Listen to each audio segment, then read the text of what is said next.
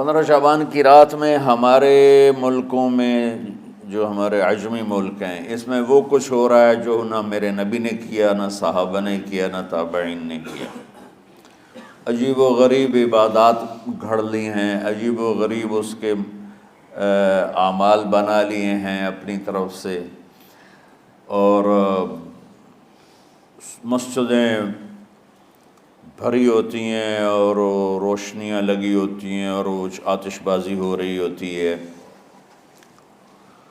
میرے نبی نے اس رات کی فضیلت بتائی، عمل کوئی نہیں بتایا۔ جیسے یہاں کوئی صلاۃ تسبیح کی جماعت کرا رہے ہوتے ہیں، کوئی اجتماعی تہجد پڑھ رہے ہوتے ہیں، کوئی دیگیں چڑھا رہے ہوتے ہیں، کوئی آتش بازی کر رہے ہوتے ہیں، تو وہ اس میں اتنا غلو ہو گیا ہے کہ یہ بھی ٹھیک نہیں۔ اور کچھ علماء نے اس کے رد میں اس کا اتنا انکار کیا ہے کہ اس رات کی کوئی فضیلت ہے ہی نہیں، یہ بھی ٹھیک نہیں۔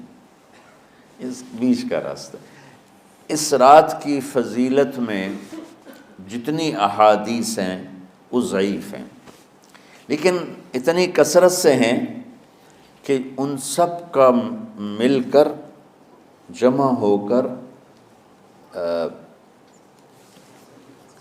کم از کم وہ حسن لغیر ہی تک تو پہنچ جاتی ہیں۔ اور ابن عثیمین رحمۃ اللہ علیہ نے بھی یہ لکھا ہے کہ زیادہ سے زیادہ ان احادیث کے مجموعے سے، چونکہ اگرچہ ضعیف ہیں لیکن کافی زیادہ ہیں، تو وہ حسن لغیر ہی تک پہنچ جاتی ہیں۔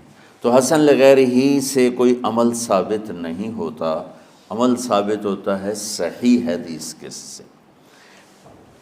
ایک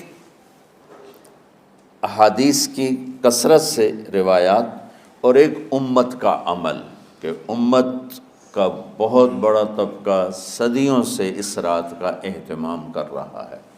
لیکن کچھ عرصہ پہلے تک اہتمام تھا دن میں روزہ رکھنا، رات کو کوئی نوافل پڑھ لینا، کوئی 2 چار زیادہ پڑھ لینا، لیکن اب یہ ڈھول تماشے جو اب شروع ہوا ہے اس کا تو کوئی وجود ہی کوئی نہیں ہے۔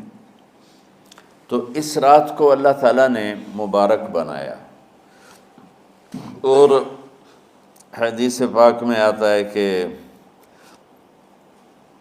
اللہ تعالیٰ اس رات میں ساری دنیا کے لوگوں کی بخشش فرماتا ہے سوائے 5 آدمیوں کے۔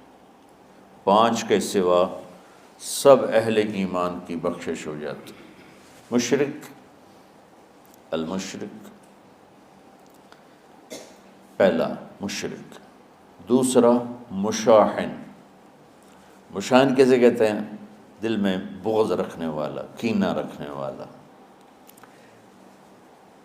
تیسرا مسبل ازارہ، اپنے پاجامے شلوار چادر کو ٹخنوں سے نیچے تک لے جانے والا، لیکن ایک شرط کے ساتھ کہ وہ تکبر کی وجہ سے ہو، سستی کی وجہ سے ہے، غفلت کی وجہ سے ہے۔ چونکہ جب آپ نے ایک مرتبہ اس کے بارے میں بات کی تو حضرت ابوبکر صدیق نے کہا یا رسول اللہ، میری چادر، عرب چادر باندھتے تھے جیسے ہمارے پنجاب کا لباس چادر تھا، اب وہ کم ہو گئے۔ ہماری تو بزرگ عورتیں بھی اور مرد بھی سب چادر باندھتے تھے، شلوار کا تو کسی کو پتہ ہی نہیں ہوتا تھا ہمارے بچپن میں۔ یہ تو پھر آہستہ آہستہ جب تعلیم آئی تو شلوار دیہاتوں میں بھی اور شہروں میں عام ہو گئی۔ تو اگر وہ اس لیے لٹکا رہا ہے کہ طبیعت میں تکبر ہے، پھر اس وعید کا وہ حقدار ہے۔ اگر ویسے اس کی نیچے جا رہی ہے تو میرا مالک ایسا، وہ تو ہے ہی رحیم و کریم، ہے ہی رحیم و کریم، ہے ہی رحیم و کریم، صرف شلوار نیچے لٹکانے سے وہ اتنی شدید سزا دے۔ اگر اس کے پیچھے تکبر ہے، پھر ہے یہ تکبر نہیں ہے تو انشاءاللہ وہ اس سے محفوظ ہوگا۔ تو اپنی چادر کو لٹکانے والا، لیکن بشرط تکبر۔ کتنے ہو گئے؟ عاق لوالدیہ، ماں باپ کا نافرمان، نافرمان ایسا کہ دکھ دینے والا. چھوٹی موٹی اونچ نیچ تو ہر بچے سے ہو جاتی ہے، نہیں جن نے والدین کو ٹکڑے ٹکڑے کر دیا ہو اور ان کو دکھ دے دے دے دے کے ان کا سینہ چیر دیا ہو. چونکہ آپ کہتے ہیں پرزے پرزے کرنا کسی چیز کو، تو اپنے دکھ دے کر اپنی بدتمیزی کے ساتھ اس نے ماں باپ کا دل زخمی کر دیا ہو، ایک یہ نہیں معاف ہوتا. پانچواں مدمن خمر، مسلسل شراب پینے والا، مستقل جو شراب کا عادی ہو. ان پانچ کو مؤخر کر دیا جاتا ہے. معافی نہیں ہونے کا مطلب یہ نہیں کہ اللہ تعالیٰ کبھی معاف نہیں کرے گا.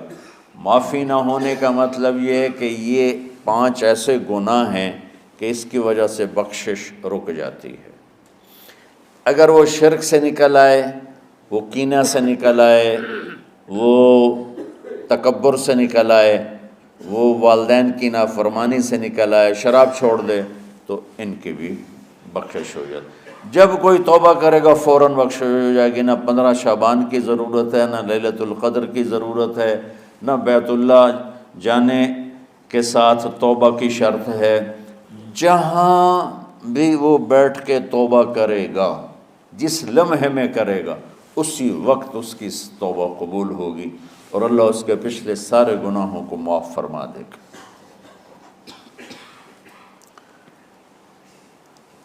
دن کا روزہ، رات کا قیام، زیادہ سے زیادہ قیام سے مراد نوافل ہیں. کوئی گھر میں پڑھ لے، کوئی مسجد میں پڑھ لے. نوافل نفلی عبادات گھر میں ہی افضل ہوتی ہیں. میرے نبی سنتیں ہمیشہ گھر سے پڑھ کے آتے تھے.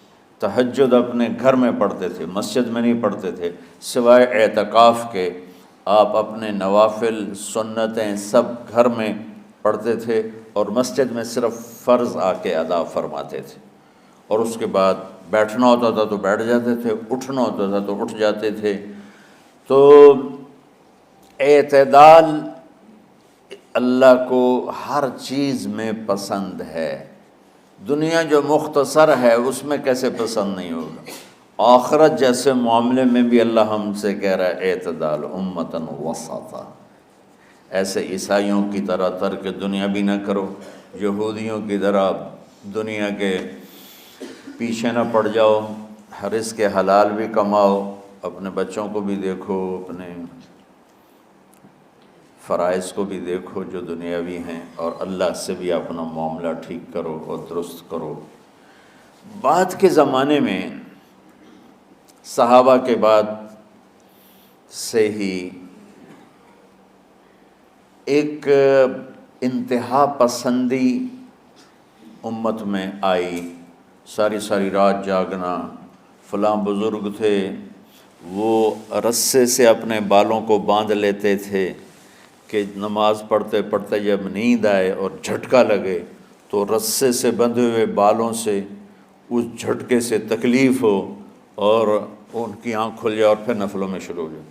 ایک فلاں بزرگ تھے وہ اپنے آنکھوں میں نمک کا سرما لگاتے تھے تاکہ آنکھیں جل جائیں، اس میں وہ جلن پیدا ہو جائے اور نیند اڑ جائے. یہ ایسے واقعات بھرے پڑے ہیں. فلاں بزرگ تھے انہوں نے 30 سال عشاء کے وضو سے فجر کی نماز ادا کی. یہ اپنی جگہ پہ بزرگی ہے، لیکن یہ بھائیو یہ دین ہم پیش نہیں کر سکتے. فلاں بزرگ تھے وہ 30 سال سے ستو کھا رہے تھے کہ روٹی کھانے اور ستو کھانے میں 70 دفعہ سبحان اللہ کا فرق پڑ جاتا ہے. تو روٹی کھائیں تو 70 دفعہ سبحان اللہ کم کہہ سکتے ہیں، اور ستو کھائیں تو 70 دفعہ سبحان اللہ زیادہ کہہ سکتے ہیں. تو لہٰذا ان کا مجھے تو 30 سال ہو گئے، میں تو ستو کھا رہا ہوں، میں تو روٹی نہیں کھا رہا. یہ دین نہیں ہے. یعنی یہ وہ دین نہیں جو ہم انسانیت کو پیش کر سکیں. یہ تو لوگوں کو دوڑانے والی بات، یہ راہبانیت کی شکل ہے. یہ وہ دین نہیں جو ہم لوگوں کو پیش کریں گے تو وہ کہیں گے واہ واہ واہ واہ کیا دین ہے بھائی، قبول کرو. یہ ایک قسم کا غلو آیا.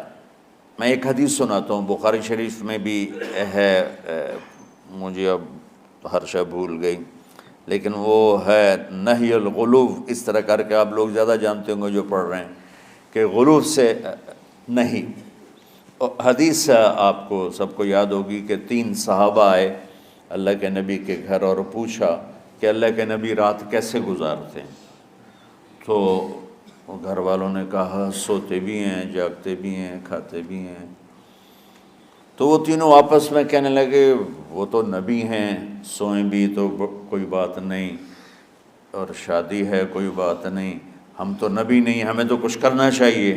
ایک نے کہا کہ میں ساری زندگی روزہ نہیں چھوڑوں گا، ایک نے کہا کہ میں ساری زندگی سوؤں گا نہیں، ایک نے کہا میں ساری زندگی شادی نہیں کروں گا۔ تو دیکھنے میں تو واہ واہ کیا بڑی بزرگی ہے بھائی، بڑے بزرگ ہیں۔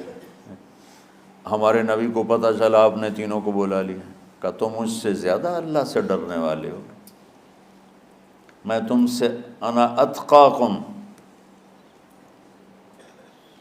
یا اخشاکم، الفاظ آپ لوگ کو زیادہ یاد ہوں گے لیکن مفہوم میں صحیح پیش کر رہا ہوں۔ آپ نے کہا میں تم سے زیادہ اللہ کو جانتا ہوں، تم سے زیادہ اللہ سے ڈرتا ہوں، میں سوتا بھی ہوں، میں کھاتا بھی ہوں، میں روزے بھی رکھتا ہوں، میں چھوڑ بھی دیتا ہوں، میری بیویاں بھی ہیں، میں اپنی بیویوں کے پاس بھی جاتا ہوں۔ تم دین میں غلو سے بچو، پہلے امتوں کو ہلاک کر دیا دین میں غلو۔ دنیا میں غلو یعنی انتہا پسندی، ایکسٹریمسٹ ہونا، دنیا ہو یا دین ہو، دونوں میں اعتدال بچو، اللہ تعالیٰ کو پسند ہے۔